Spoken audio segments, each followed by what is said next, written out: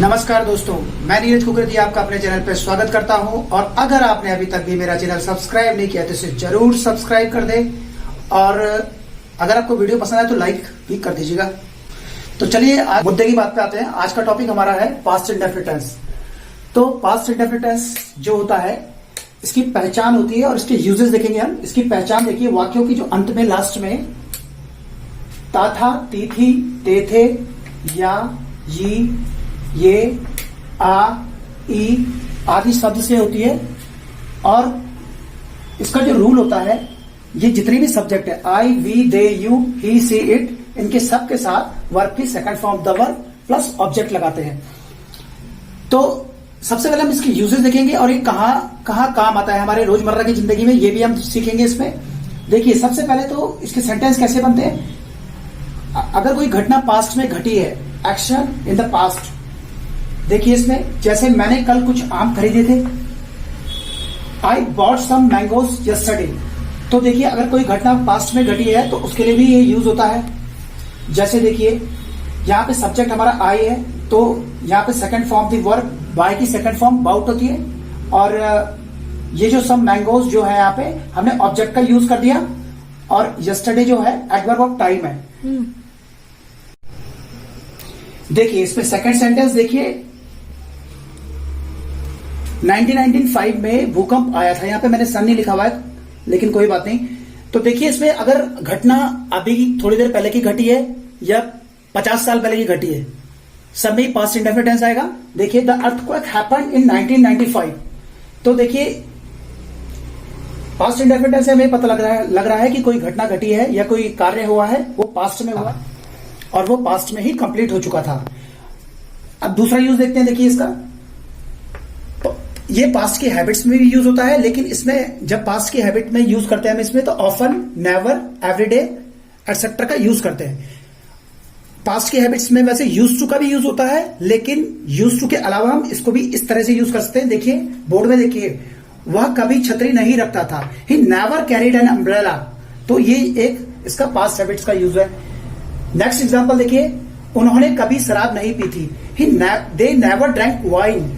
तो ये इस तरह से हम इसका पास्ट की हैबिट्स में भी यूज करते हैं। पी थी या पी, ये सब इसमें आता है। देख रहे होंगे आप लास्ट में, या था, पी, ये इस तरह से इसकी पहचान है पास्ट इंडेफिनिट टेंस की। दोबारा बता रहा हूं दोस्तों, जितने भी सब्जेक्ट होते हैं, I, we, they, you, he, she it, any noun, anything, second form of the verb applied होगी, कोई प्रॉब्लम नहीं होगी आपको। सबसे पहले आपको ये जो फॉर्म्स ऑफ द वर्ब है, ये आपको याद होनी चाहिए। और अगर याद नहीं होती तो इस पे भी मैं एक वीडियो बनाऊंगा, आप इसको लास्ट तक देखिएगा, क्योंकि इसके बाद मैं आपको इसके प्रेजेंट परफेक्ट और इसमें डिफरेंस बताऊंगा। क्योंकि कुछ लोग कहते हैं कि प्रेजेंट परफेक्ट में भी जो है काम कंप्लीट हो चुका है, काम हो चुका है, और पास्ट इंडेफिनिट में भी काम हुआ था।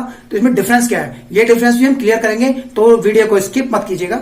अब हम आगे देखते हैं स्टोरी टेलिंग। ये एग्जाम्पल देखिए, एक समय की बात है, एक राजा हुआ करता था। तो आपने देखा होगा मोस्टली जो है स्टोरीज में इस तरह से स्टोरी स्टार्ट होती है, और स्टोरी बताने में भी, स्टोरी सुनाने में भी हम इसका यूज करते हैं। तो आपने कहानियों में देखा होगा, once upon a time there lived a king. तो इस तरह से हम इसका यूज करते हैं। जहां पे भी आप देख रहे होंगे सेकंड फॉर्म, तो आप समझ जाइएगा कि ये पास्ट इंडेफिनिट टेंस है। इसकी पहचान सेकंड फॉर्म से ही होती है। और अब हम आगे इसके नेगेटिव सेंटेंसेस देखेंगे। तो चलिए अब नेगेटिव सेंटेंसेस देखते हैं। इसमें मैं आपको फिर दोबारा बता रहा हूं कि इसमें वाक्यों के अंत में गया था, गई थी, गई, था, ये इस तरह से इसमें वाक्य बनाए जाते हैं। और नेगेटिव सेंटेंसेस जो इसके होते हैं, नहीं गया था, नहीं गई थी, इस तरह से हम बनाते हैं। तो चलिए देखते हैं नेगेटिव कैसे बनते हैं। यही एक ऐसा टेंस है जिसमें नेगेटिव में अलग फॉर्म और पॉजिटिव में अलग फॉर्म होती है, क्योंकि इसमें पॉजिटिव सेंटेंस में सेकंड फॉर्म होती है और नेगेटिव और इंट्रोगेटिव में फर्स्ट फॉर्म यूज होती है। तो चलिए देखिए एग्जांपल्स क्या है इसके। नेगेटिव सेंटेंस में जितने भी सब्जेक्ट है, I, we, they, you, he, she, it, या कोई नाम हो, यहाँ पे राम, मोहन, या कोई प्रोनाउन, तो सारे आए गए इसमें। इन सब के साथ डिड नॉट प्लस वर्ब की फर्स्ट फॉर्म प्लस ऑब्जेक्ट लगाते हैं। तो देखिए एग्जाम्पल देखते हैं इसके। फर्स्ट एग्जाम्पल, मैं नहीं गया था। तो देखिए इसमें आई डिड नॉट गो, यहाँ पे आई हमारा सब्जेक्ट है, यहाँ पे डिड जो है हमारा हेल्पिंग वर्ब है। तो डिड नॉट गो करके हमने सेंटेंस बना दिया। दूसरा एग्जाम्पल भी हम यही बनाएंगे, उसने मेरी मदद नहीं की थी। देखिए यहाँ पे उसने है, तो ये लड़की भी हो सकती है, लड़का भी हो सकता है। तो ये डिपेंड करता है कि हम किसके बारे में बात कर रहे हैं। मैं यहाँ पे एज्यूम कर रहा हूं कि हम ही की बात कर रहे हैं, तो यहाँ पे हम बनाएंगे he did not help me. तो यहाँ पे देखिए फर्स्ट फॉर्म लग गई, हेल्प जो है। थर्ड सेंटेंस देखिए, छात्रों ने जवाब नहीं दिया। तो यहाँ पे देखिए, यहाँ पे हमारा सब्जेक्ट जो है छात्र है, तो द स्टूडेंट्स, ये जो है नाउन है, यहाँ पे स्टूडेंट्स डिड नॉट आंसर। तो इस तरह से हम नेगेटिव फॉर्म जो है फर्स्ट फॉर्म लगा के बनाते हैं।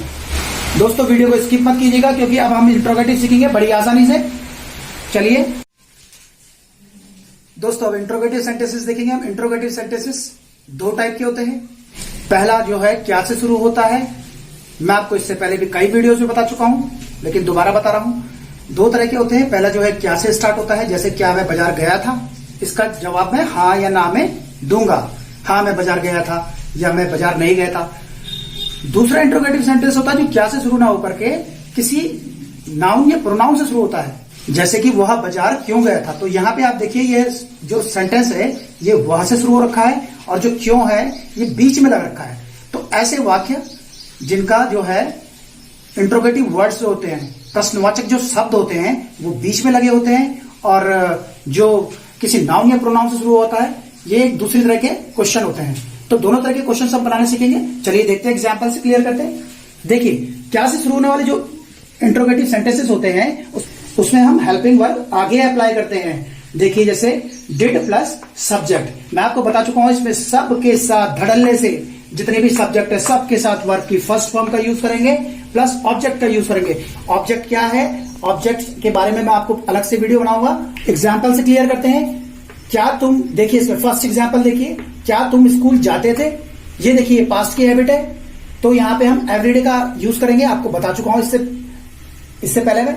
Did you go to school every day, ये क्या से शुरू हुआ था, इसका जवाब हम हाँ या ना में दे सकते हैं। दूसरा सेंटेंस देखिए, क्या उसने कल खाना खाया, या उसने कल खाना खाया था भी हो सकता था यहाँ पे, तो ये भी ऐसे ही बनेगा। क्या से शुरू हो रखा है, सब्जेक्ट हमारा ही है, उसने के लिए ही, यहाँ पे शी भी हो सकता था। Did he eat food yesterday. तो इस तरह से हम क्या से शुरू होने वाले सेंटेंस जो है simply did plus subject plus first form लगा करके प्लस ऑब्जेक्ट लगा करके बना सकते हैं इजीली। अब देखिए दूसरा वाला, जब वाक्य क्या से शुरू ना हो रखा हो और प्रश्नवाचक शब्द बीच में हो। फॉर एग्जाम्पल, उसने डांस क्यों किया था। तो अब इसके एग्जाम्पल्स करेंगे हम, आपको क्लियर हो जाएगा। चलिए, तो अब हम टाइप 2 में बात करेंगे। टाइप 2 में जो इंट्रोगेटिव वर्ड्स होते हैं वो क्या से शुरू ना होकर के किसी नाउन या प्रोनाउन से शुरू होते हैं, और उनमें इंट्रोगेटिव वर्ड्स होते हैं, प्रश्नवाचक वाक्य होता है, वो बीच में आता है। फॉर एग्जाम्पल, मैं बाजार क्यों गया था, तो इसमें देखिए आप क्यों जो है बीच में आ रखा है, ये क्या से स्टार्ट नहीं हुआ है। तो ऐसे वाक्यों के लिए चलिए चलते हैं बोर्ड पे। देखिए ऐसे इंट्रोगेटिव क्वेश्चंस जो कि किसी प्रोनाउन से शुरू हो रखे हो, जैसे देखिए ये वह से शुरू हो रखा है, और यहाँ पे जो क्यों है इंट्रोगेटिव वर्ड है, ये बीच में आ रखा है। तो ऐसे वाक्यों में हम पहले इंट्रोगेटिव वर्ड की इंग्लिश बनाएंगे, और फिर सेम रूल अप्लाई करेंगे।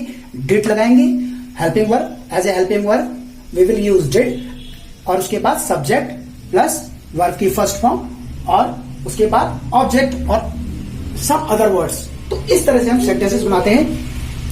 Why did she go to market with father? ये देखिए इस तरह से हमने इसकी इंग्लिश बनाई। दूसरा सेंटेंस देखिए, ये मुझे से स्टार्ट हो रखा है, और इसमें क्यों है जो ये बीच में आ रखा है, ये प्रश्न है, इसका जवाब हम स्टेटमेंट में देंगे।